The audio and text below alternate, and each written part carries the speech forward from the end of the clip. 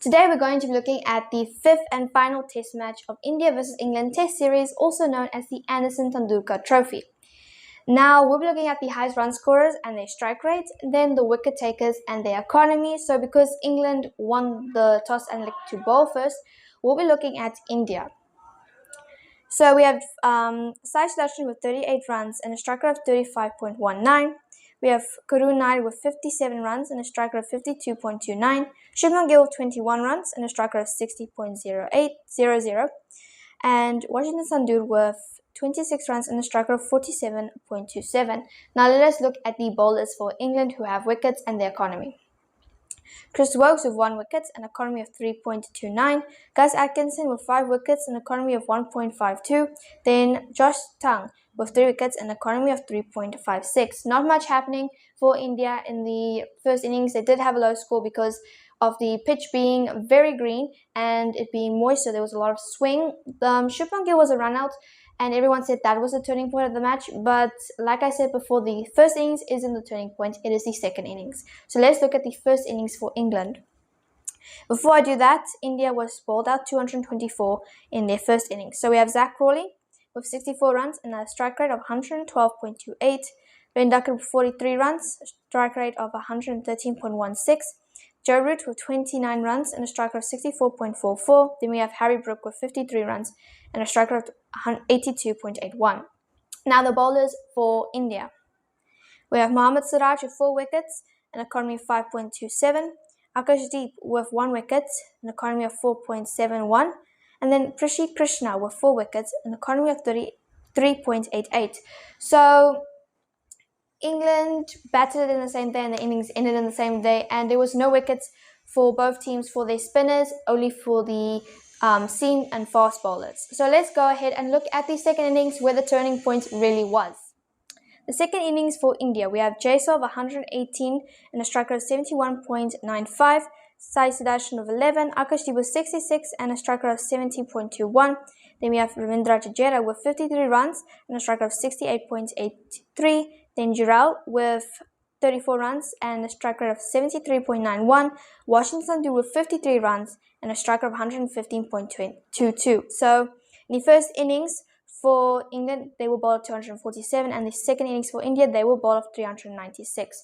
So we have now England bowlers who have wickets. Gus Atkinson with 3 wickets, an economy of 4.70. Josh Tongue with 5 wickets, an economy of 4.17. Jamie Overton with 2 wickets, an economy of 4.45. So this one had a lot of drop catches, especially from one fielder and batsman, Zach Crawley, and those were crucial wickets, especially of Jaiswal, Akashdeep and Sai Sudarshan. And I cannot help but give so much credit to Akashdeep as a night watchman. Normally night watchmen come out at the end of the day to protect all the other batsmen and then get out really early in the next day. But Akashdeep started to frustrate the England bowlers and made a half century, and that is not done by many of the night watchmen. So well done, Akashdeep, you have really proved that India can rely on you for that. Now, the reason why you may not have seen Chris Woakes bowling in India's second innings because of his shoulder injury. That's why he couldn't bat. So England only played with 10 players. Now let us look at the second innings for England. We have the highest run scorers is Ben Duckett with 54 and a strike rate of 65.06. Joe Root of 105 and a strike rate of 69.08, and Harry Brook of 111 and then a strike rate of 113.27. Now let us look at the bowlers for India who have their wickets. Akashdeep with 1 wicket, an economy of 4.25. Prasidh Krishna with 4 wickets, an economy of 4.67. Then Mohammed Siraj with 5 wickets, an economy of 3.45. And England will bowl at 367. So it looked like India was having a hard time getting wickets. England had it in their hands, but then after Joe Root's wicket, all the batsmen just started falling like this.